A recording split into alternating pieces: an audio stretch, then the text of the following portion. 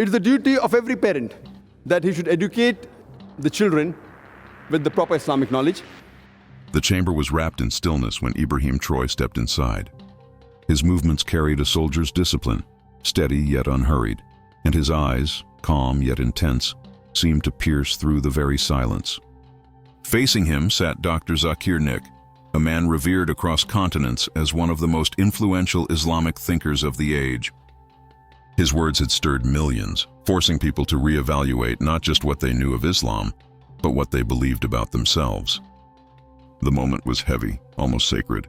Two men emerging from different worlds, one a soldier who had become a president, the other a preacher who had become a global teacher, were about to share a dialogue that had the potential to reshape how Islam, Muslims, and truth itself were seen in the 21st century.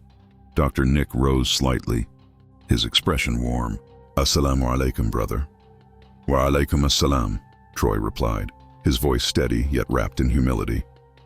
They both sat, and a thoughtful silence hung in the room. It was not the awkward quiet of strangers, but the deliberate pause of men who knew that the words to come would not belong to them alone. They would echo far beyond these walls. It was Traoré who broke the silence. His tone was neither presidential nor political, but personal. "Dr. Naik, I did not come here as a politician. I came as a seeker of truth.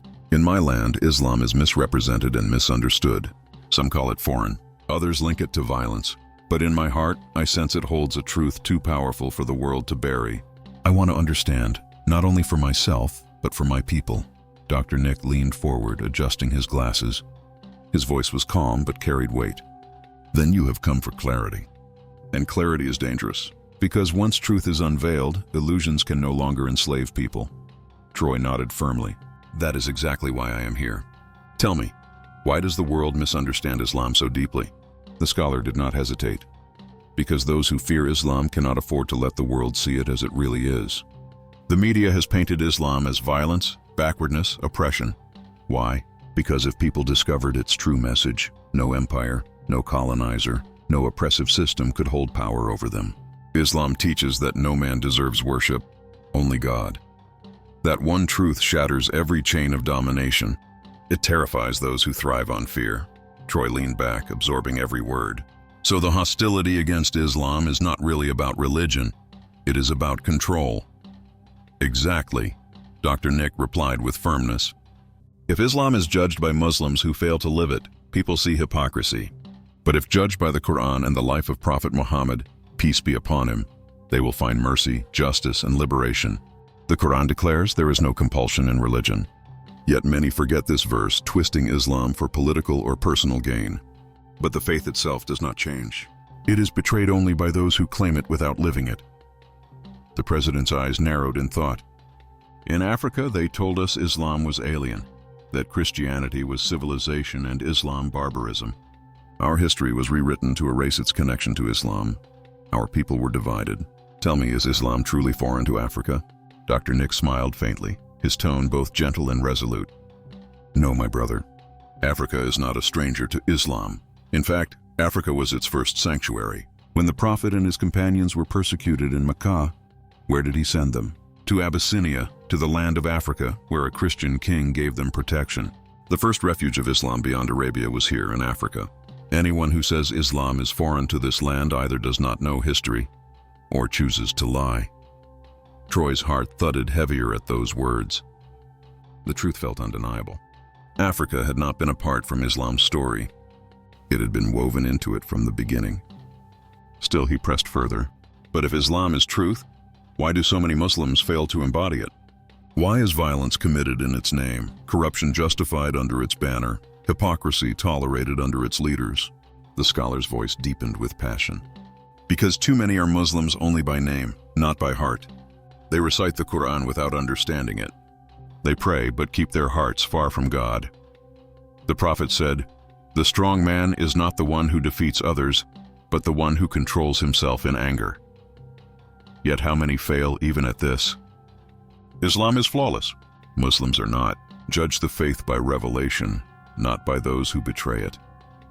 Traoré lowered his gaze, reflecting silently. "So being Muslim is not just about rituals?" Dr. Naik shook his head. "No. To be Muslim is to submit wholly to God, to acknowledge that there is no deity but Allah and Muhammad is his messenger. From this submission flow justice, mercy, peace. A Muslim is not one who draws a sword at every provocation, but one who stands with dignity, protects the weak, and lives by truth.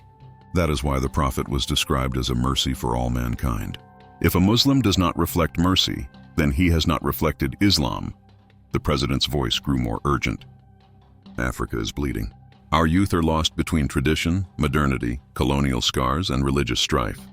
If you could speak directly to African Muslims today, what would you tell them? The scholar's words carried conviction. I would tell them, return to the Quran. Return to the Prophet's teachings. Do not blindly copy the West. Do not blindly copy Arab cultures either. Islam is not about imitating clothes or languages. It is about embodying honesty, justice, mercy, and discipline. If Africa rises with true Islam, not the slogans of politicians, not the distortions of power, but the Islam of truth, Africa will not only be free, it will stand as an example for the entire world. The destiny of Islam in this century may very well rest in Africa if Muslims here rise to their calling. Troy closed his eyes briefly, then reopened them, filled with a sharper conviction. And what of the relationship between Muslims and Christians? In my country, they live side by side, yet politicians and foreign powers stir division. The Quran teaches, Dr. Nick responded, leaning closer, that among Christians are those closest in affection to believers. Division is the tool of oppressors who fear unity. Islam does not command hatred of Christians or Jews. It commands justice and respect. The Prophet himself lived alongside Christians and Jews, honored them, protected them. Islam does not demand we fight our Christian neighbors. It demands we live in truth with them, invite them with wisdom, and unite with them against oppression. Troy's voice softened, though his resolve remained sharp. Then Africa has been misled, divided, lied to by powers who fear what we could become if united in truth. Yes, my brother, Dr. Nick said gravely. And that is why your role is dangerous. You are not just a president. You are proof that leadership can rest upon truth instead of deception. If you govern with justice, you are already closer to Islam than many who pray without justice in their hearts. Silence followed once again, but it was not hesitation, it was recognition. Both men understood they were not having an ordinary discussion. They were carrying the voices of millions who would eventually hear these words. For Troy, this was more than knowledge, it was a calling. For Nick, it was more than teaching. It was passing responsibility to a new generation of leaders who would carry truth into deception's heart. Their first exchange ended here, but it was only the beginning. What followed would dive deeper into jihad, unity, power, and the responsibility of Muslims in a fractured world. The night stretched on, but neither man grew weary. Every word seemed to carve itself into the air, weighted with centuries of struggle and hope. The evening deepened, shadows lengthening across the quiet room, yet the two men remained steady, their words weaving through the air like threads of destiny. Ibrahim Troy leaned forward, resting his arms on the table, his gaze fixed on Dr. Zakir Naik. His voice carried both curiosity and urgency. You have spoken of Islam's mercy, its justice, and its clarity. But there is one word that burns in the hearts of many Africans and indeed the world. What is jihad? The world has twisted this word into something dark. They use it to brand Muslims violent, to frighten others from even listening to the truth. Dr. Nick adjusted his glasses, his face solemn but calm. Jihad is among the most misunderstood terms in Islam. It simply means struggle, striving in the path of God.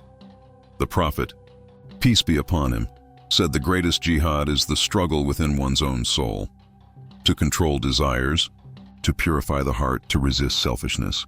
Yet, when injustice spreads, when people are attacked, when the weak are trampled, jihad can also mean standing up to protect truth and defend the innocent. It is not blind destruction as the media portrays. It is discipline, defense, resistance against oppression. Troy's expression hardened, his soldiers' instincts flaring. So when foreign powers invade Muslim lands, take resources, kill innocents, and then call Muslims terrorists for resisting, what is that resistance? Is it jihad, or is it defiance painted as extremism? Dr. Nick's voice sharpened, carrying both fire and restraint. When people rise to protect their families, their homes, their dignity, that is jihad. But Islam never permits the killing of innocents. The Quran declares that killing one innocent life is as if killing all of humanity. Sadly, anger, ignorance, and manipulation have led some groups astray, turning noble resistance into blind violence. Extremism only serves the enemies of Islam. True jihad is noble. It is justice, not chaos. Traore exhaled heavily, his fists tightening. Then the greatest battle Muslims face today is not only with foreign powers, but with ignorance and betrayal within. Yes, my brother, Dr. Nick agreed, his tone grave. The Quran teaches, God does not change the condition of a people until they change what is within themselves. If Muslims return to sincerity, to faith, corruption will fade, divisions will heal, and Islam will shine again, not as a threat, but as a mercy for humanity. Another silence filled the room, but this time it carried urgency. Troy's voice cut through it. Dr. Nick, let me ask you this directly. What is the future of Islam in Africa? Because I see confusion among my people. Many call themselves Muslims, but they are lost. Others fear Islam because of lies spread by media and politicians. Can Islam rise here again with clarity? Dr. Nick leaned closer, his words a mixture of warning and hope.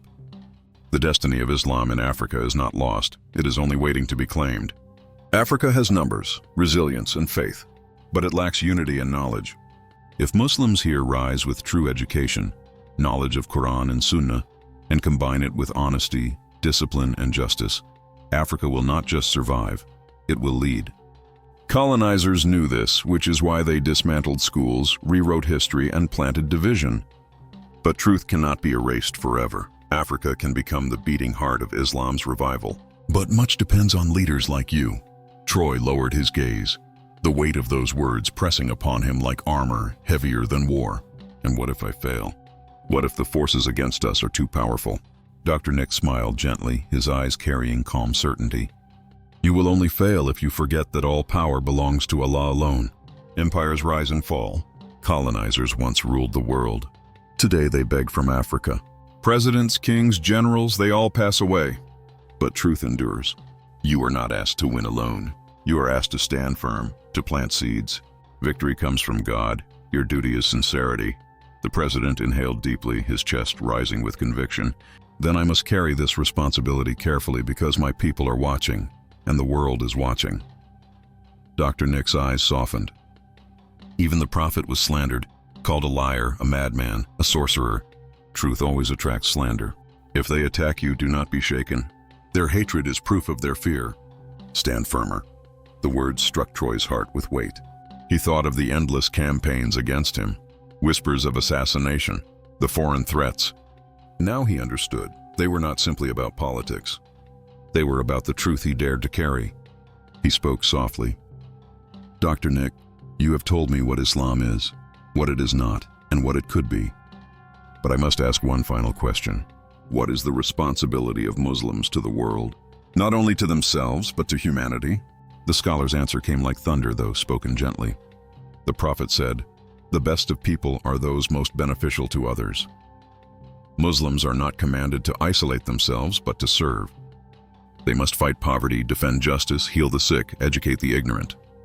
Islam is not selfish, it is universal. If Muslims pray but do not serve, they miss the essence of faith.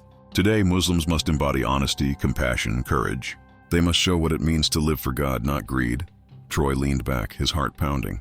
So Islam is not only about personal belief, it is about building a civilization of justice. Exactly. Dr. Nick raised his hand slightly. Islam is a complete way of life. It governs how you treat your neighbor, how you rule a nation, how you trade, how you protect the earth. It is not limited to mosques. It is life itself. And that is why they fear it.